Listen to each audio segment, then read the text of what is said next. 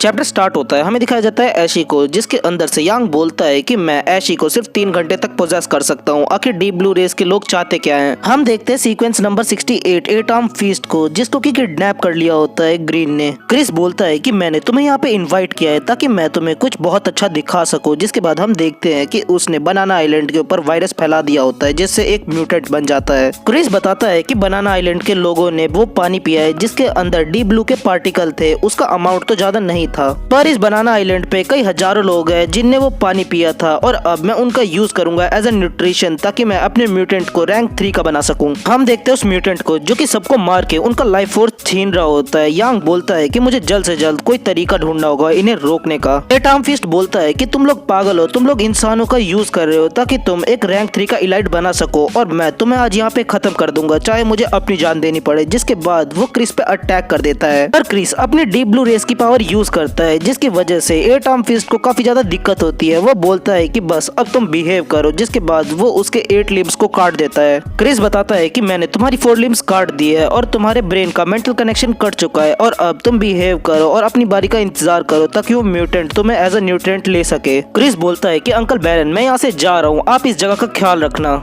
ऐशी बोलता है कि मेरे को एट आर्म फिस्ट को जल्दी से जल्दी हील करना होगा और उसके मेंटल कनेक्शन को वापस जोड़ना होगा उसकी 4 लिम्स से। ऐशी बोलता है कि अंकल बैरन ये सीक्वेंस का एक्सपर्ट है, क्या आपको सही में लगता है कि हमें इसे दोबारा से नहीं बांधना चाहिए? बैरन बोलता है कि तुम्हारे भाई ने इसे हर्ट किया है, सिर्फ रैंक 3 का इलाइटी इसे बचा सकता है। ऐशी बोलता है कि मैं सेफ्टी के लिए चेक कर रहा हूँ। एट आर्म बोलता है कि क्या तुम इंसान भी हो, तुम देख रहे हो कि ये म्यूटेंट हमारी रेस को मार रहे हैं। ऐशी बोलता है कि आखिर तुम क्या बोल रहे हो, एक न्यूट्रेंट सिर्फ न्यूट्रेंट होता है। जिसके बाद वो उसके कनेक्शन को वापस जोड़ देता है। ऐशी बोलता है कि अंकल बैरन मैंने इसे ढंग से बांध दिया है, आप देख सकते हैं। बैरन बोलता है कि तुमने इसे काफी अच्छे से बांधा है और अब तुम सिर्फ मर जाओ। तभी क्रिस को महसूस होता है कि बैरन मर चुका होता है। जब वो वहाँ पे जाके देखता है तो वो सच में मर गया होता है, और इसके जख्म देख के तो ऐसा लगता है कि ये काम एट आर्म फिस्ट का है, पर मैंने उसके 4 लिम्स और ब्रेन का कनेक्शन काट दिया था। और तभी क्रिस पे कोई अटैक कर देता है। हम देखते हैं वो एट आर्म फिस्ट होता है, पर क्रिस उसके अटैक को डॉज कर लेता है। क्रिस बोलता है कि मैंने ऐसा कभी भी नहीं सोचा था कि ऐसा दोबारा होगा। ऐशी बोलता है कि बड़े भाई आखिर क्या हुआ? क्रिस बोलता है कि फिनिक्स चलो अब बाहर आ जाओ, क्योंकि मैंने तुम्हारी मेंटल स्पिरिट को सेंस कर लिया है। क्रिस बोलता है कि जब ऐशी उस आइलैंड पे गया था तो उसे तुम लोगों ने फुल कंट्रोल कर लिया था,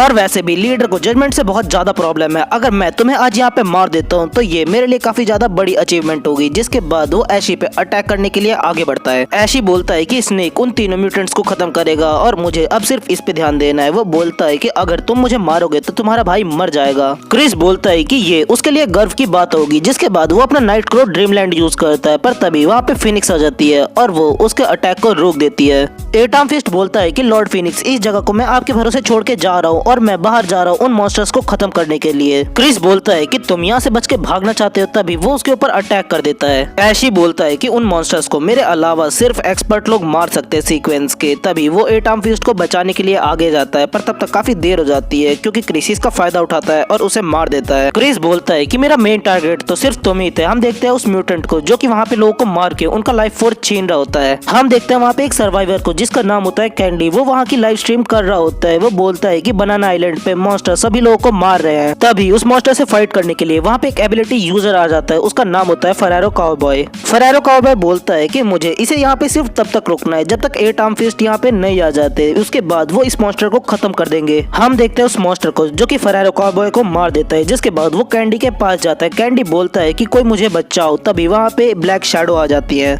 और वो उस मॉन्स्टर को खत्म कर देते हैं। कैंडी बोलता है कि मैं बच गया। तभी हम देखते हैं कि वो और कोई नहीं स्नेक होता है। हम देखते हैं स्नेक को जो कि अपनी एबिलिटी यूज करता है और वो उस मॉन्स्टर को पूरी तरीके से खत्म कर देता है। जिसके बाद वो उसकी एबिलिटी को चुरा लेता है और वो एक एस रैंक की एबिलिटी होती है। यांग बोलता है कि मैं सोच रहा हूँ कि अगर इस ब्लड लाइन से 5-5 ठीक हो सके तो। पर उसकी स्पिरिट बॉडी ने रूट्स बनाना शुरू कर दिया है और ये सिचुएशन उसके लिए काफी ज्यादा कॉम्प्लिकेटेड है। स्नेक बोलता है कि एल्डर क्वान भी इस सिचुएशन से सफर कर रहे हैं, चलो पहले मैं इसे उन पे टेस्ट करूंगा। कैंडी बोलता है कि आखिर आप कौन हो, मैं आपके संग चलूंगा, मेरे को आप अपने संग ले चलो। स्नेक बोलता है कि मुझे छोड़ो। जिसके बाद हमें दिखाया जाता है नेक्स्ट सीन का सीन जहाँ पे यांग ऐशी की बॉडी को छोड़ देता है। क्रिस बोलता है कि मुझे आखिर इतना ज्यादा गुस्सा क्यों आ रहा है। तभी वहाँ पे आवाज आती है कि क्रिस ग्रीन मैं तुम्हें जज करूंगी। क्रिस बोलता है कि आखिर यहाँ पे कौन है। हम देखते हैं वो फिनिक्स होती है। फिनिक्स बोलती है कि क्रिस तुमने क्राइम किया है लालच का, और अब तुम्हें इसके लिए पनिशमेंट मिलेगी, थंडर पनिशमेंट। क्रिस बोलता है कि अगर ऐसे ही चलता रहा तो मुझे अपने इस बॉडी से गिव अप करना होगा, जिसके बाद फिनिक्स वहां से चली जाती है। वो बोलती है कि तुम इस लाइटनिंग में खत्म हो जाओगे। हम देखते हैं क्रिस को जो कि उस लाइटनिंग से बच जाता है। क्रिस ऐसी के पास जाता है और वो बोलता है कि मेरे बेवकूफ छोटे भाई। वो बोलता है कि मुझे आखिर इतना ज्यादा गुस्सा क्यों आ रहा है, जिसके बाद वो एक बैट बनता है और वहां से निकल जाता है। हम देखते हैं लोगों को जो कि उस मॉन्स्टर से डर रहे होते हैं और वो मॉन्स्टर उन्हीं की तरफ आगे बढ़ रहा होता है। तभी वहाँ पे 8 आर्म फिस्ट आ जाता है जो कि उस मॉन्स्टर से फाइट करना शुरू कर देता है।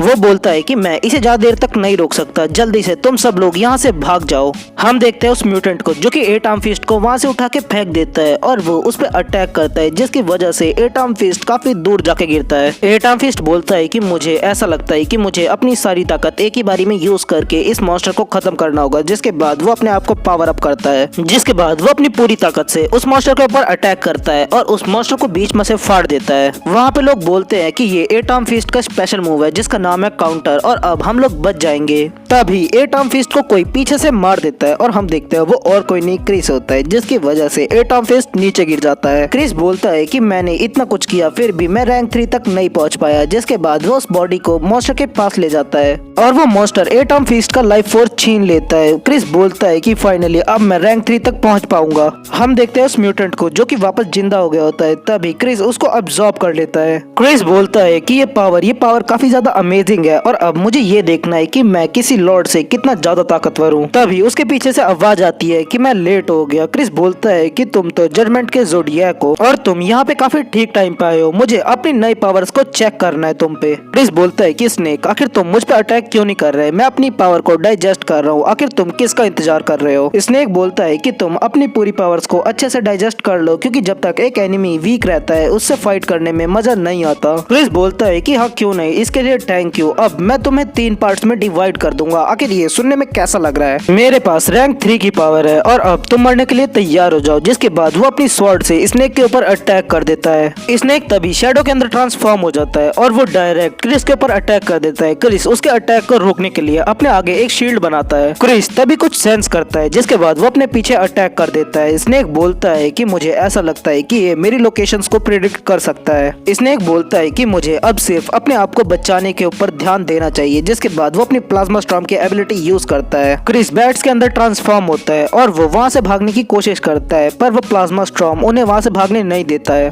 क्रिस बोलता है कि मुझे उसकी एबिलिटी से तो ज्यादा असर नहीं पड़ा, पर मुझे उसके बैटल स्टाइल से बच के रहना होगा। क्रिस बोलता है कि ये तुम्हारा एक अल्टीमेट मूव था, आखिर तुम इसे कितने टाइम यूज कर सकते हो। जिसके बाद उसके पीछे से कोई अटैक करता है। क्रिस देखता है कि वहाँ पे फिनिक्स और मंकी आ जाते हैं। वो बोलता है कि यहाँ पे 2 ज़ोडिएक और एक लीडर है, आखिर मैं इनसे लड़ने का कैसे सोच सकता हूँ। जिसके बाद वो वहाँ से भाग जाता है। मंकी बोलता है कि यहाँ पे मेंटल स्पिरिट की सील लगी हुई है, फिर भी वो यहाँ से भाग गया। फिनिक्स बोलती है कि चिंता करने की कोई बात नहीं है, क्योंकि उसने यहाँ से भागने के लिए ओरिजिनल पार्टिकल्स का यूज किया। फिनिक्स और मंकी वहाँ से चले जाते हैं। वो जाते जाते स्नेक को बोलते हैं कि तुम लोगों को बचाओ। सो या आज के लिए बस इतना ही। और हाँ, इस सीरीज को काफी ज्यादा टाइम हो गया, इसलिए आप लोग मुझे नई मांगा और मानवा सजेस्ट कर सकते हो, पर वो रिपीटेड नहीं होनी चाहिए।